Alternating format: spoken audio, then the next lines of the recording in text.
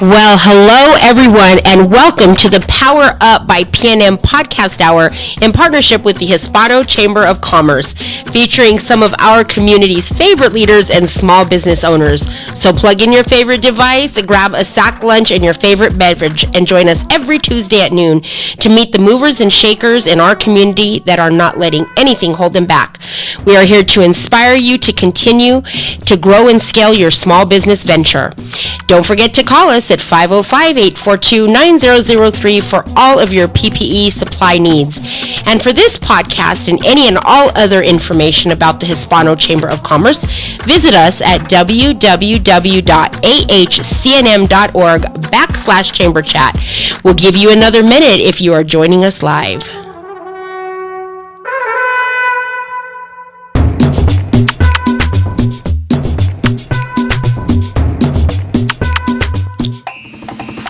Hey, welcome everybody to our hour session, the Powered Up by PNM podcast here at the Hispano Chamber of Commerce. We're so delighted that you're joining us or tuning in. Ladies and gentlemen, we have such a really great guest today. I can't wait to get into his wisdom, his experience. We're going to introduce him in just a moment, but before we get into our podcast, I just want to remind you about what we do here at the Hispano Chamber of Commerce. We believe in contributing to a greater cause because we believe that dreams can come true. You know, as an entrepreneur, one of the things that you have is you have these dreams, and your dreams are represented by seeds. And if you plant them in the right soil, in the right fertile soil, they're going to grow. And Hispano Chamber is a great place for you to grow your business and learn all the secret insights that you need to do to scale. In addition, we believe that you're one connection away.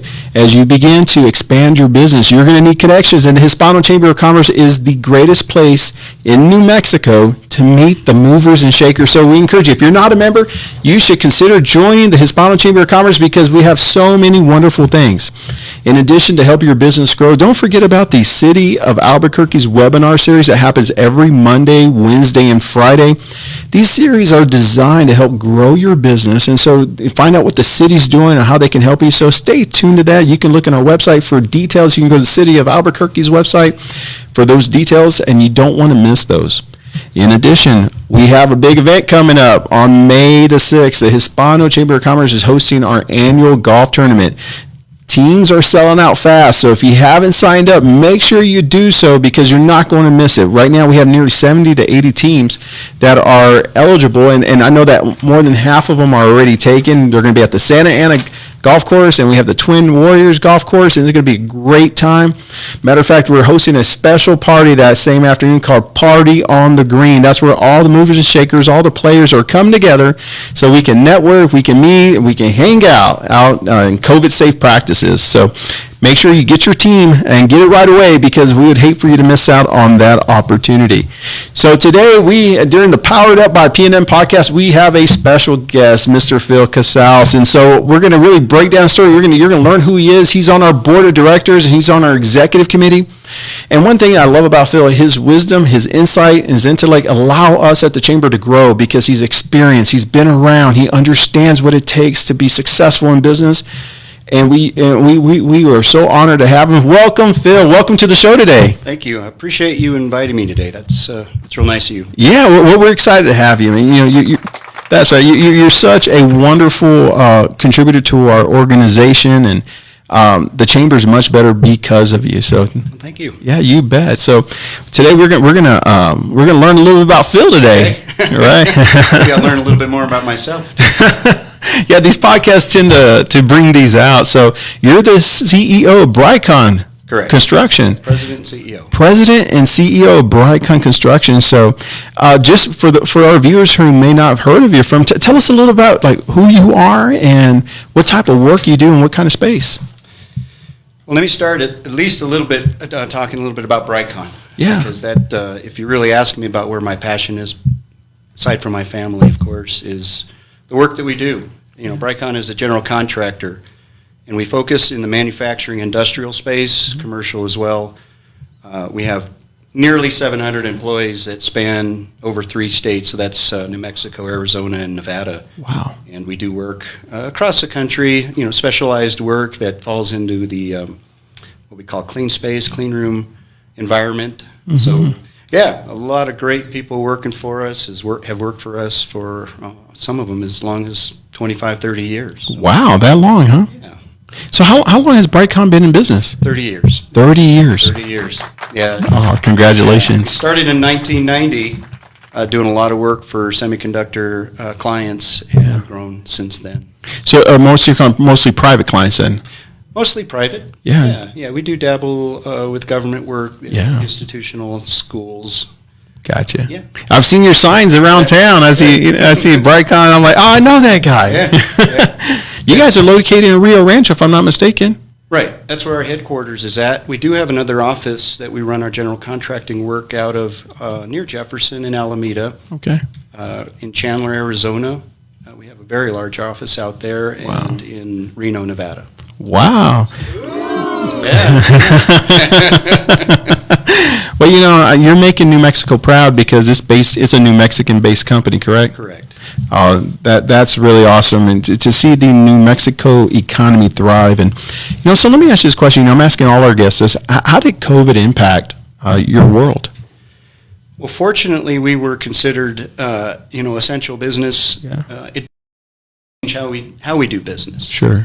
I don't think our activity necessarily dropped off. In fact, we may have actually grown in activity. Really? I think a lot of it had to do with the fact that, some deadlines, of course, they don't change, right? Deadlines don't change, clients' needs don't change. But because of the impact that how we go about doing business, making sure our employees were safe and our clients and the workspace that they work in is safe, you definitely have to change how you do business. So that's essentially what we had to deal with. Mm-hmm. We did see a drop in the commercial market. Right. That's not a large part of our business, but certainly an important one. And a lot of that had to do, of course, with just businesses slowing down. Some of the anticipated growth and needs had to be reevaluated. So that had a big impact in that. It's interesting. So roughly just a little over a year ago, March of 2020, the whole state shut down. The United States shut down. The whole world shut down. For that matter. And here you are. I can just imagine that. Everything shut down. There's a lot of uncertainty in the marketplace, right? And although we're equipped, we strategize, but this was something that most businesses couldn't have planned for, right? So can you talk to us a little bit about? So here it is. We're March of 2020, going to April of 2020, and you're facing this tremendous amount of uncertainty. What were some of the conversations with your leadership team to talk about, guys? How are we going to work through this? Right. Good question. We do lean heavily on the clients that we work for because it's their environment that we're in. Right. And we lean on them to give us guidance as to how exactly they want us to approach our work. Mm-hmm. Certainly you have big concerns about the anxiety that our employees might be going through just because it's something that they've never dealt with. Right. So we try to provide as much assurance to them that, of course, we're going to keep them as safe as possible, try to keep our projects going. Right. At the same time, trying to satisfy all the needs that our clients have. Their deadlines don't change. Yeah. So there was a lot of expectation from our clients, of course, to keep moving but keep working in a safe way, a safe manner. Wow. So those conversations that we had from a leadership standpoint were, how do we continue to protect our employees, right? But yet still keep moving. Right. That's great. The pressures that come with the president and CEO of a large company with especially over 700 employees, that comes with a great degree of responsibility. As a leader of that organization, what kind of posture did you have to position yourself with? Meaning, what were those conversations with employees like? Don't fear, or just business as normal? What did that look like? Well, there's a lot of moving parts in Yeah. a company our size. You have to compartmentalize everything. Right. You have the day-to-day activity and controlled chaos that I like to call it. But at the same time, you're dealing with issues and concerns that are brand new. Right. Conversations that we had, again, is just to provide as much assurance and reassurance that we're doing everything we can to keep this moving. Right. We were very fortunate, again, to have a sufficient amount of work that we didn't have to let anybody go, furlough or layoffs and whatnot. So that was probably the biggest thing, because you do worry a lot because our employees are more than just our employees. These are friends and family members and partners and people that we've worked with for decades, and they have families, they have grandkids, they have passions, they have activities that they're concerned about. So we don't need to add to that. Right. We need to add to their level of anxiety that they're having to deal with at home. Yeah, I applaud that because to absolutely put your employees first and making sure they feel safe and making sure they feel secure in the position, they're going to work harder. That's where more loyalty comes from, I would imagine. Right. Definitely they notice. Mm-hmm. They definitely notice if you're thinking about their needs and concerns first. Certainly we're a business, right? But within that environment, we have to make sure that they know. Right. They're really the most important part of our business. Gotcha. They really are. So, now you didn't grow up in the construction world, did you? I did not. No. I didn't choose this career. No, this career chose you, huh? Yeah, I grew up in the North Valley here in Albuquerque, so I grew up there. I didn't really have much of ambition in the sense that I had a very specific career that I wanted to pursue. Sure. I knew one thing, and that was I wanted to be a businessman at some point. Yeah. In what capacity, I don't really know. It made sense for me to get a business degree. Mm-hmm. I actually got my first degree in finance. Oh, wow. But at that time, this is back in '87, the market wasn't very good for anyone going into the finance market. I stuck around another year, finished out the accounting credits, and from there, graduated with both concentrations in accounting and finance. So the nice thing about it is that as I was finishing off, amongst other jobs that I had, I worked with an engineering firm in their back office. Wow.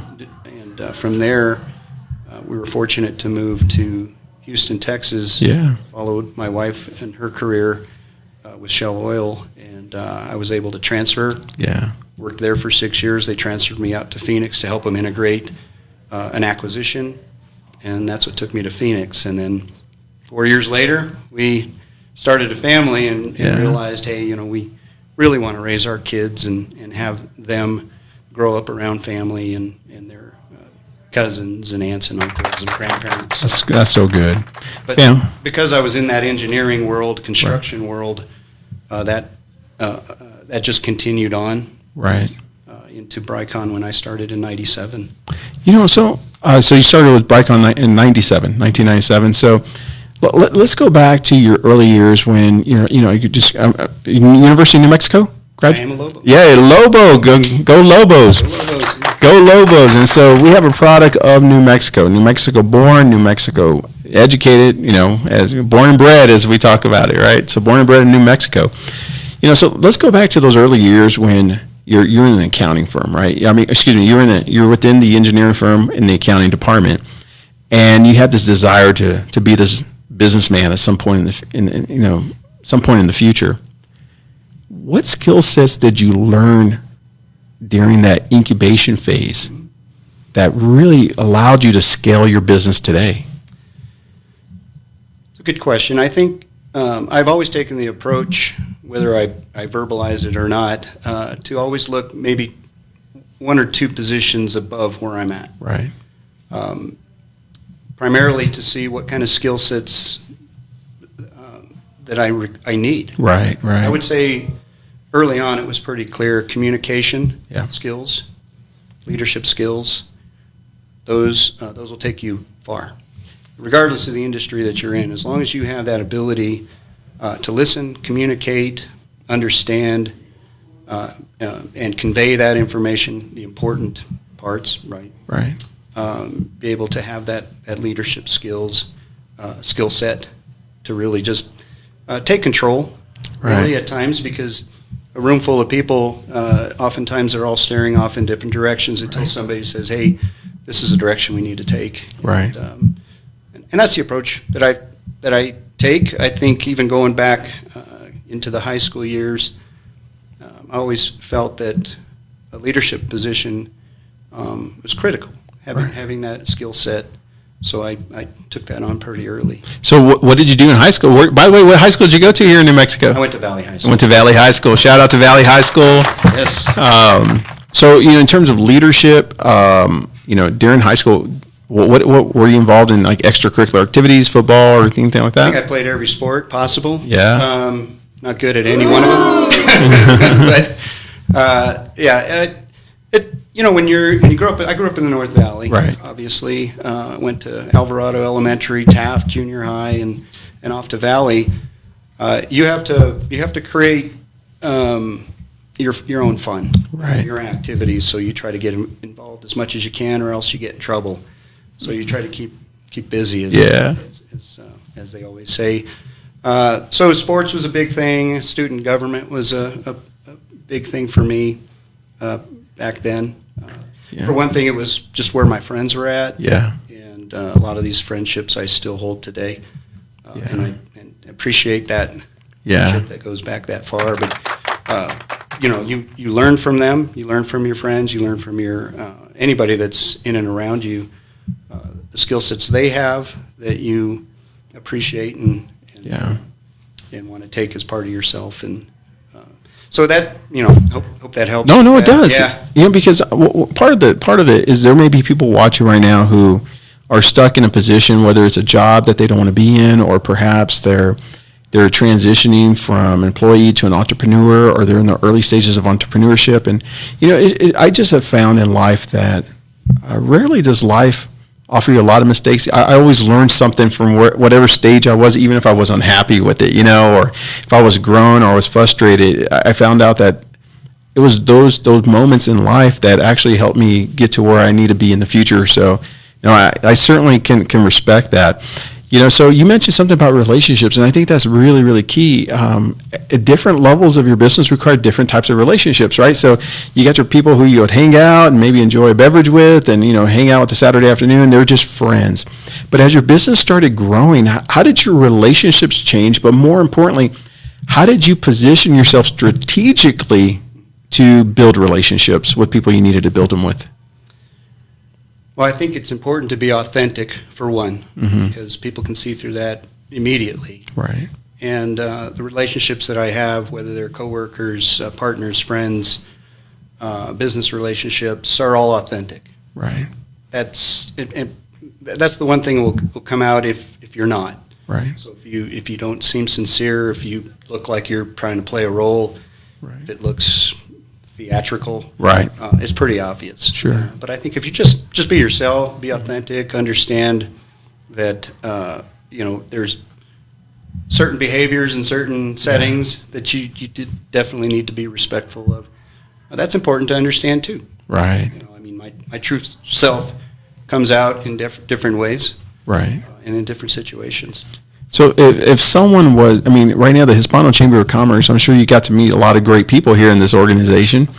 How has the relationships within the chamber impacted you personally or professionally?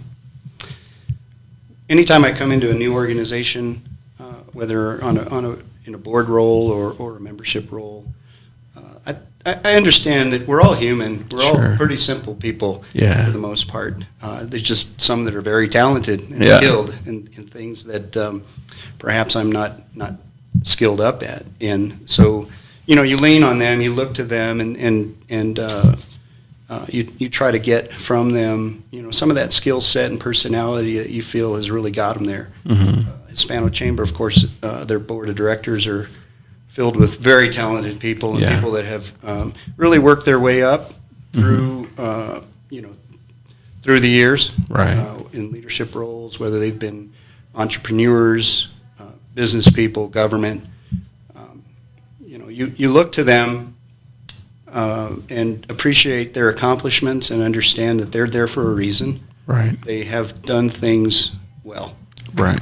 And you just like to be in company like that. Yeah. You definitely do. I always say that, you're the average of your 5 closest friends, right? Come on now, that's a good word. That's a good word right there. Ain't that the truth? So, you definitely want to surround yourself with people that have great skill sets and leadership ability, things that you admire. And over time, sometimes you end up, developing very similar skill sets. Yeah, no doubt. I certainly don't want to be the smartest guy in the room. Yeah, I certainly. That's one thing about serving on our board. We have such a great leadership team, and I've said this over and over again. I've been on the board now for almost 5 years now combined, and this is literally the best assembly of board members that I've ever worked with. And I think it's simply because of the ability for these folks to contribute and the quality. I'm really humbled by the expertise such as yourself and so many other people who are so brilliant or have such a huge, resume of success. I'm like, wow, what a great group of people. And those are people who are leading our organization here. And for those who are watching, one thing I want to encourage you, if you say, you know what, I want to be a board member, how do I get involved? I want to encourage you, number one, become a member of the chamber. Number two, find a committee that you are passionate about and begin to serve. Serve the organization, serve the community. And in due time, your name will be called, because where you serve, you provide such a fulfillment to the organization they need you, because if not, there will be a gap. And so you want to make yourself valuable. Would you agree with some of those things, Phil? I've always said that if you're going to be part of an organization, you need to do something either on a committee or at the board level to really make an impact. That's not to say it's not important to be members of numerous organizations, but if you definitely want to get the most out of it, step up. Step up. That's exactly right, guys. That's right. You step up. In terms of, stepping up every day, as a CEO, a president of the organization, a very large organization here again, what are things that you do in your private time to stay sharp in terms of leadership, in terms of your communication skills? And what do you do to better yourself? I think there'll be people that will disagree with this comment, but I read a lot. Yeah. I study a lot. I'm not an academic by any means. Sure. But I do appreciate and understand that there's a wealth of information out there that people are putting out there. Right. In our industry or within, the skill set that I'm trying to develop. Take time to do that. I mean, there's an enormous amount of information available nowadays with what's available on the internet, books, seminars, webinars. No shortage there. None. So when I can, I will pick up, whether they're books, trade related, just something that can help me just keep up with that skill set and understand the industry that we're working in. So what's the latest book that you've read, or the one that maybe impacted you the most? Oh, well, I usually have 3 or 4 books sitting on the nightstand. Yep. I'm actually reading a book about the Korean War right now. Really? Yeah, it's called Breakout. It's my father served in the Korean War in one of the toughest battles that the Marines had ever fought in at that time, and I was curious. Sure. Just curious just to read a little bit more about that, but that's one of them. Yeah. So there's always a leadership book on my nightstand, or there's always something like that. That's my wife will tell you, like, every month there's another 3 to 4 or 5 books that roll in, right? Because I'm always ordering something. I try to read a book every 14 days, right? So I'm constantly reading. Oh, wow. One of the best books that I've read was Franklin and Churchill by John Meekum. And what this book talks about is the relationships between Churchill and Roosevelt during World War II. What I loved about this story is that oftentimes, from an outsider's perspective, looking at history from what I do know, you assume that U.S. jumped into the war, Churchill's continuing to fight, but all the intricacies of their relationship, they didn't have a really great relationship, and initially Churchill needed Roosevelt more than anything during this whole situation. What I caught by that was Churchill's determination and his fierce determination to make sure that the Nazis wouldn't take over the United Kingdom or the UK. So those are things that I've learned in reading these books, especially whether it's about war, conflict, or any book really for that matter. How is it applicable today? So the ones that fascinate me the most really are those types of books that deal with challenges, right? And everyone has a challenge. You don't have to be a great world leader, military leader, government leader, or business leader to have challenges that you're working through. That's if you're trying to raise a family and those are challenging, right? There's are challenges that everyone's facing. So again, if you're trying to win a war or trying to get your kids out the door to school and keep them focused and whatnot, and maintain a job and pay the bills, and those, everybody deals with challenges, and to some those are way bigger than the challenges that other people are facing. I can't agree with you. What I love about reading these books is that it allows me to look at challenges or opportunities from a different perspective, because these folks most of them have lived through it, or they have expertise in that area. So typically what I find myself doing is that, and this is now on a daily basis, 7 days a week now, I'll get into my private study, and literally I'll probably have 3 or 4 books around me, because as I'm writing or contemplating or journaling, whatever I'm doing, I refer to these more like textbooks today, where I used to read them for enjoyment. Now I go back and I use, I'm like, I remember reading that. Let me pull that book, and before you know it, I have 4 or 5 books around me just going back and forth. It seems cumbersome, or it seems like people can't organize it, but actually it works out really brilliantly after a while, because you gain so much knowledge from different perspectives. I underline everything. Yeah. I'm an underliner. As I'm reading through books, I'll something catches my eye, I'll underline it, or I'll transfer it onto some other notes just so that I don't forget them. Because when you put the book on the shelf, sometimes you'll never reach for it again. Right. So if you transfer a lot of that information elsewhere, but the one thing I was just going to follow up on the comment you made earlier, and that is, a lot of these leaders that are facing a lot of these challenges, one thing that you'll often come across is that they relied on other people. Yeah. It wasn't just themselves, right? That's right. It's people that are surrounding them, that are supporting them and working with them. Right. Whether they're their adversary or they're working together. There's always other people involved. I was reading that this very morning. There's a book by Joe Vitale saying there's a customer born every minute, and it's based on the life of P.T. Barnum. The guy who ran Barnum and Bailey Circus. I didn't realize this, but P.T. Barnum was one of the wealthiest men in the United States, but he was a politician, he's a philanthropist, he was a businessman, he was an entertainer. And he talks about exactly what you just said. So with every single venture that he did, he had to surround himself with the strategic alliances, if you would. And it was just more than just friends, right? He was known as a showman in the movie, i.e. the Greatest Showman. But what made him great was not necessarily his brilliance in the areas of business and marketing, but he gives credit to his network. It was all his relationships. Yeah, no one person can do it alone. No. And that's very true in business. You have to surround people that are way smarter than you, way better than what you do. But again, there's so many moving parts, especially in our business. Right. Every business is like that, so many different parts, that you definitely have to have people that focus on those particular pieces of the business and let them do what you hired them to do. I sometimes say I just check the knobs and the gauges and whatnot to see how things are going, and really focus on things that might need some attention, but you hired them for a reason. Right. And you let them do what you hired them to do. No, that's exactly right. So let me ask you this. You sound to me, getting to know you, as a very disciplined, very methodical type of individual. Do you have a daily routine that you go through, like every day? Do you wake up roughly around the same time? Do you kind of go through your daily routine? Do you have something like that in place? Somewhat like that. Yeah.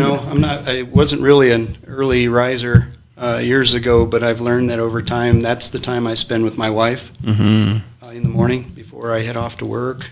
We have prayer time together. We talk about the family. We talk about whatever issues that we need to talk about before the chaos happens. And right. Now that we're empty nesters, it's a little easier to have those conversations and deal with family business, right? Yeah. But prior to that, right? it's hard. Right. It's hard to have that time and carve out that time. So as far as routine, we try to be as consistent with that as much as possible.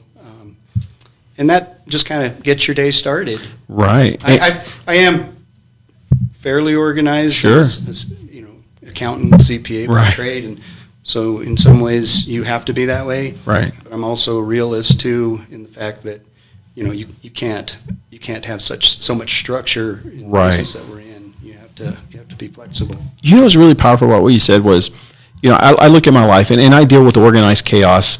As soon as I walk out the door, it feels like, it seems like the whole world's like, it's just going, whether you're trying to put out a fire or seize an opportunity or just trying to manage personalities, it seems like you're always in organized chaos. And what I found in my own personal life, I try to get downstairs around 4:15 every morning, right? So I wake up Early and riser. I'm an early riser, and that did not come. That came by what happened. I started waking up at 6, and then realized it wasn't enough time, and so now I got to the point where downstairs around 4:15 in the morning, and it's almost to the point where I can almost trace my steps and everything I do. Very, very, very routine.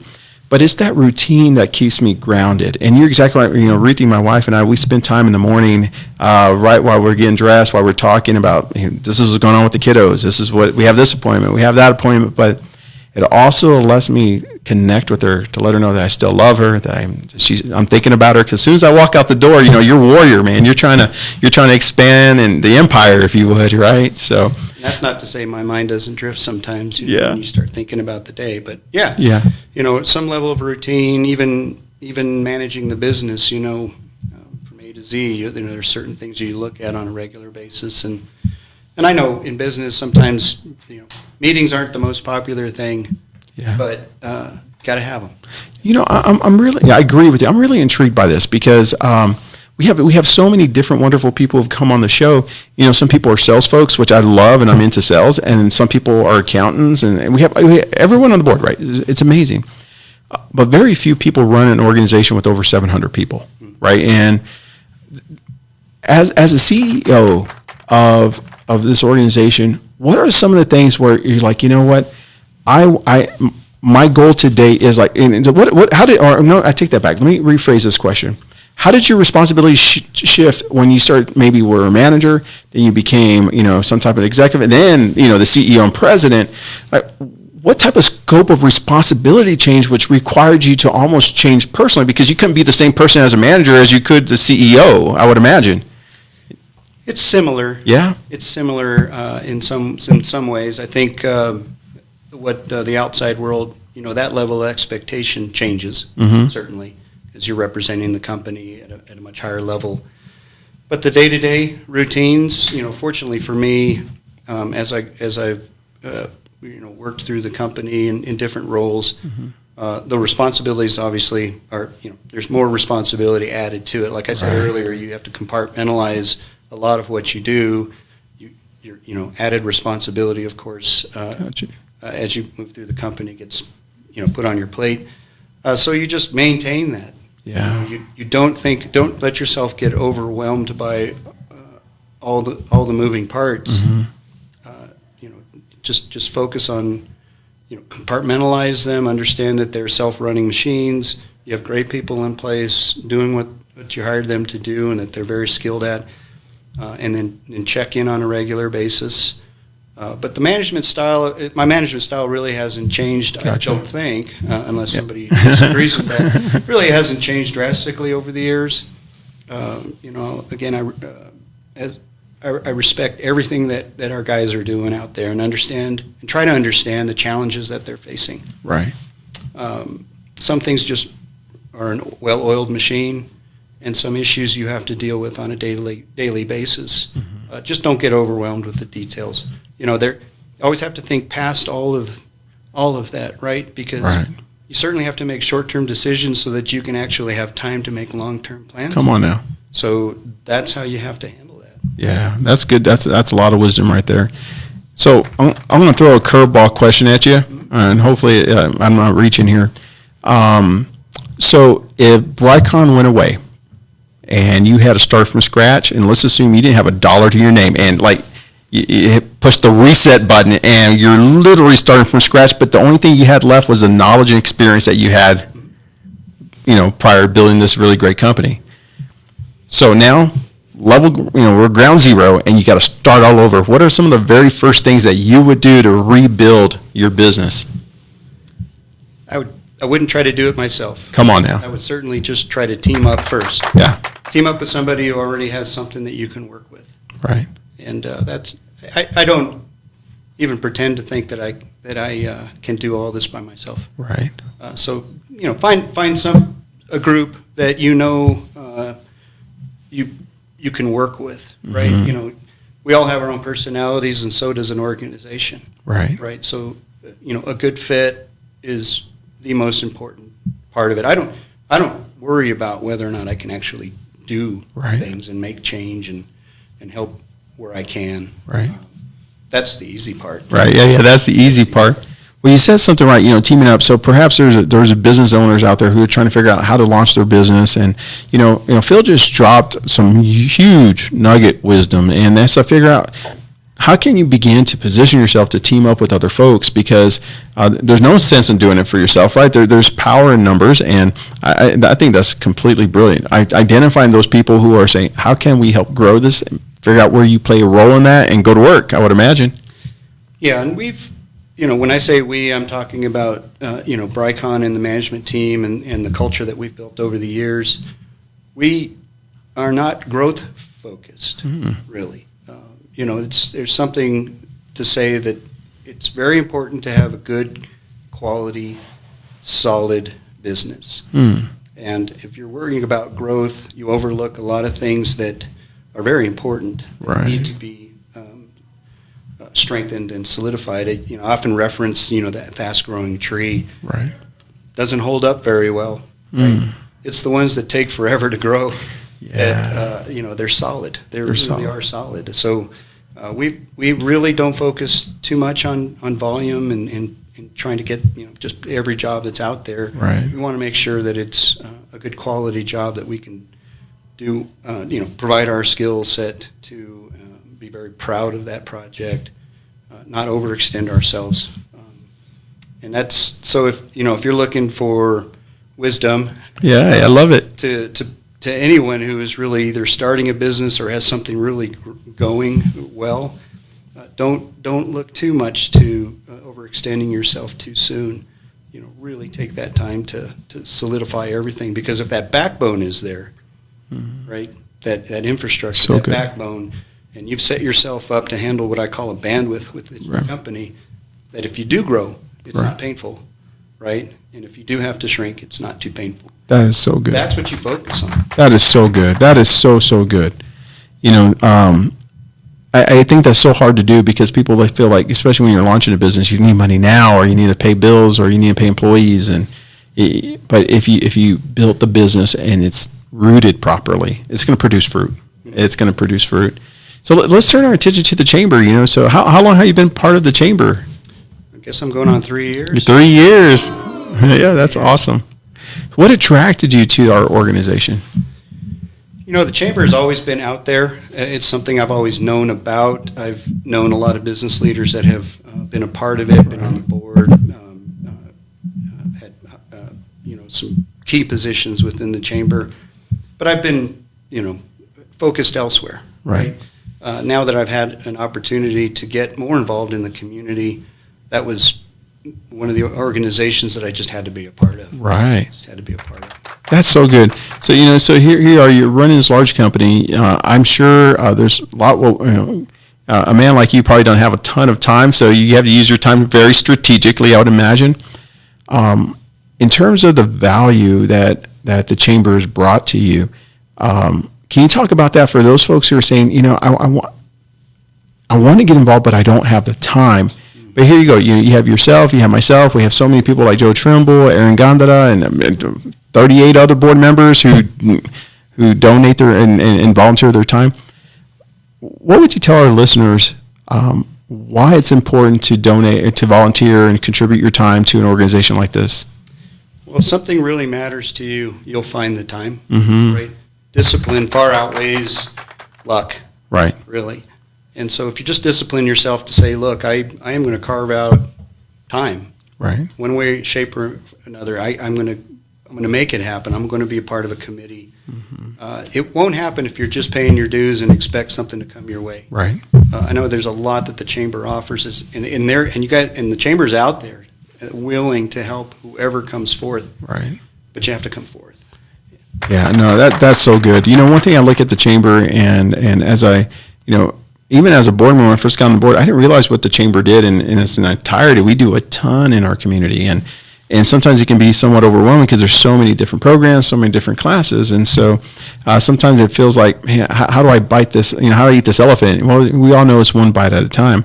In terms of folks who are saying, how do I in terms of contributing, I know we talked about contributing to your time, your energy, volunteering, getting involved, impact.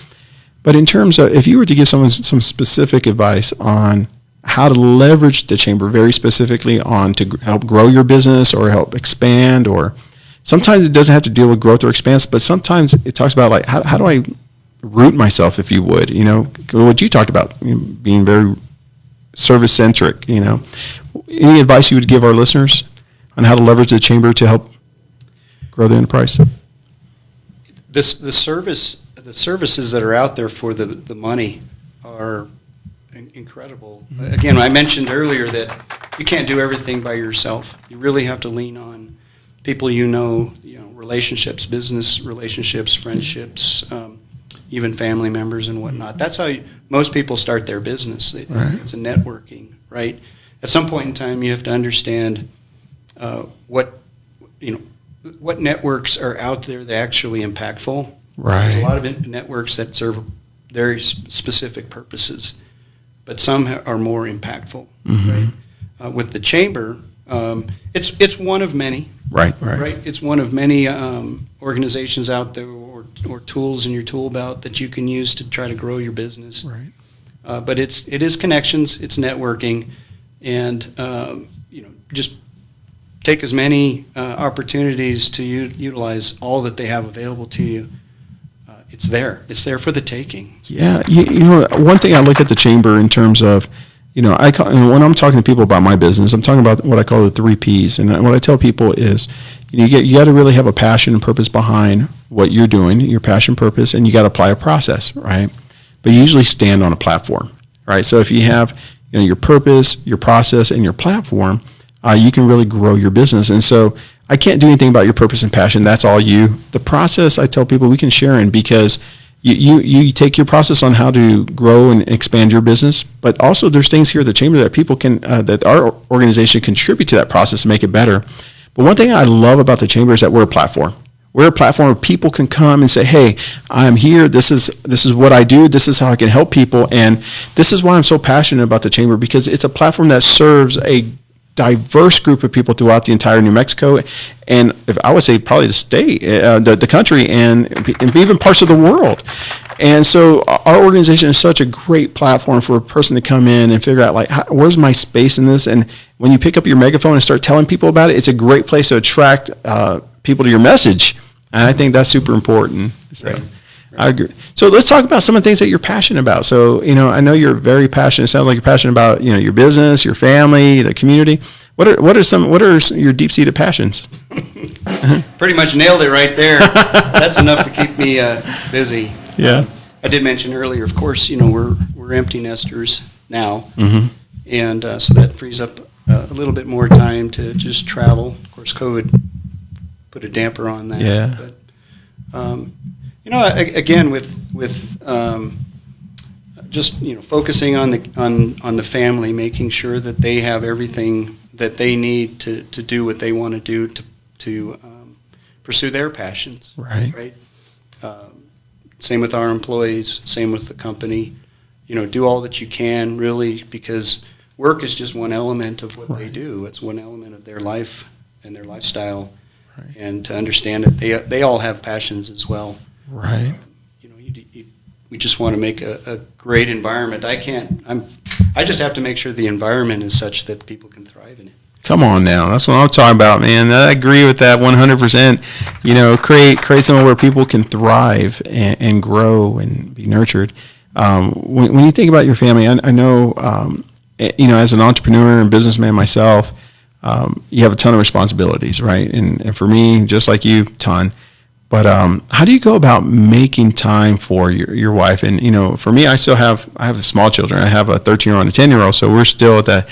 Especially those kiddos, they need our attention, because right now there's a lot of influences out there trying to capture their attention. I got to be saying, my wife and I, we believe that we have to be the greatest influences in our daughters' lives, and so not YouTube, not Instagram, but we are. But as you were expanding your business and your kids were growing, how did you prioritize time? Were you at home at a certain time, or was it more focused on like I'm at every key event, or how did that work? Well, I look back at those that supported me over the years, and it was just being present. Being present.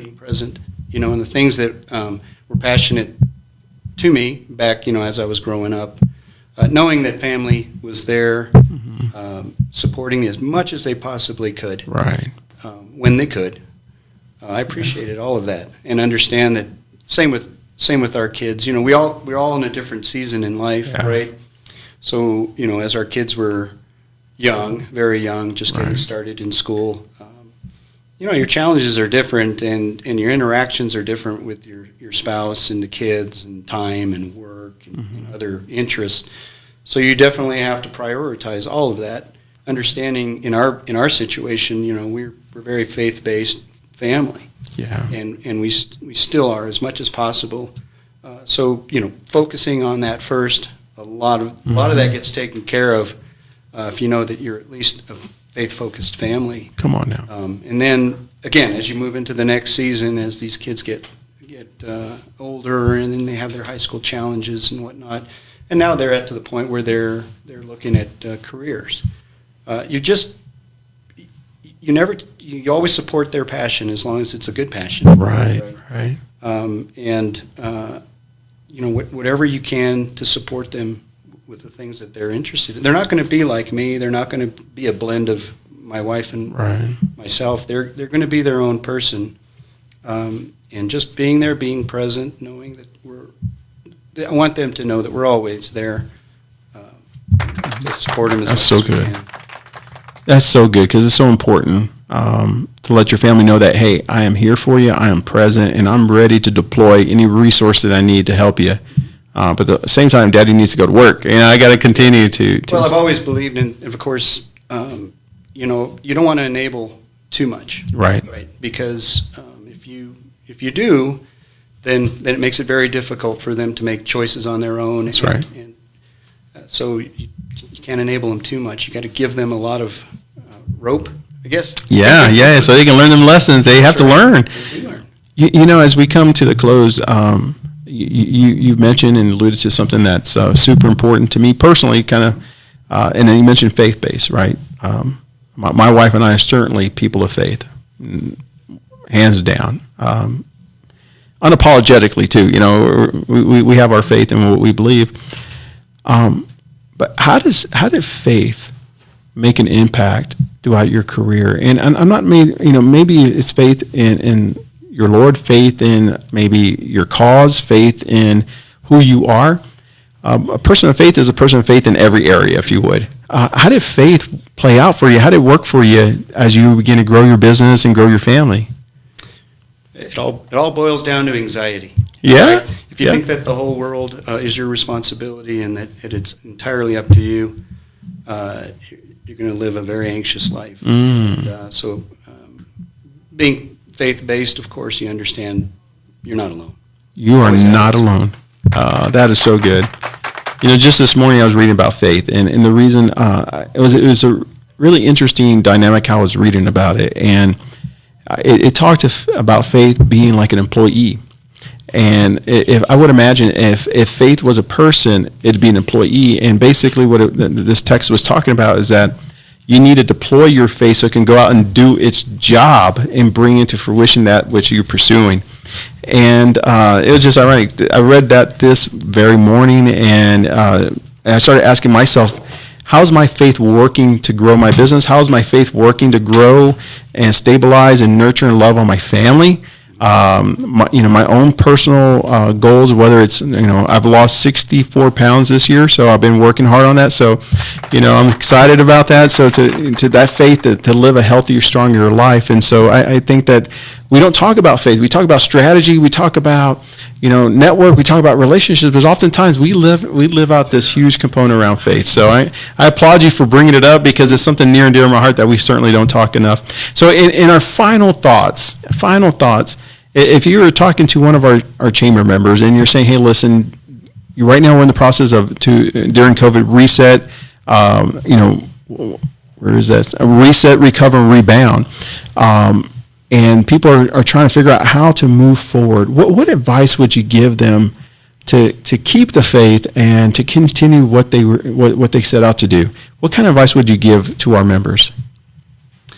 Stay focused on what you're good at. Mm-hmm. Right? Don't try to be everything to everybody, and just shore up your skill set and lean on the network that you've counted on for years.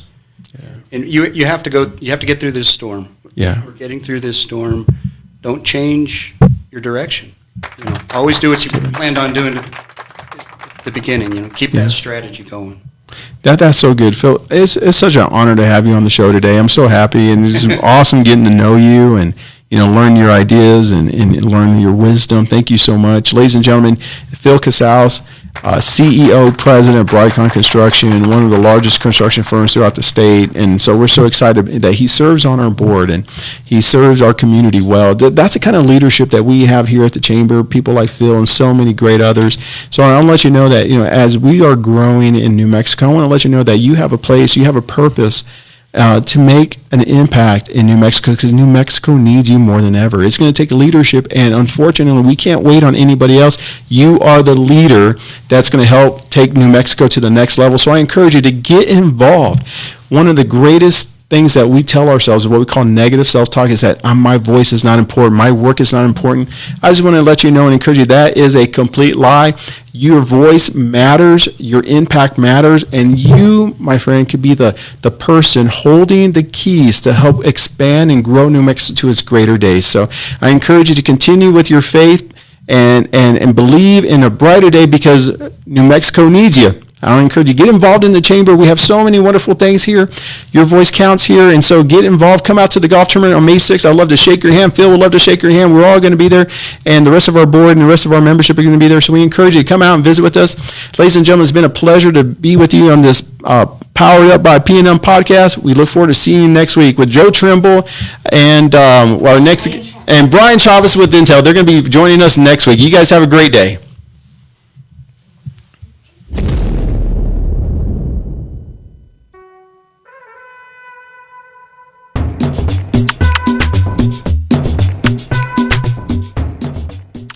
Thank you, everyone, for joining us today for the Power Up by PNM podcast hour in partnership with the Hispano Chamber of Commerce. And again, a big shout out to our sponsor, the folks at PNM, who help keep your businesses energy efficient. Don't forget to join us every Tuesday at noon to hear from those in the community that are moving us forward. And for more information about the Albuquerque Hispano Chamber of Commerce, call us at 842-9003 or visit us online for more information at www.ahcnm.org, and to replay this podcast, add a /chamber chat.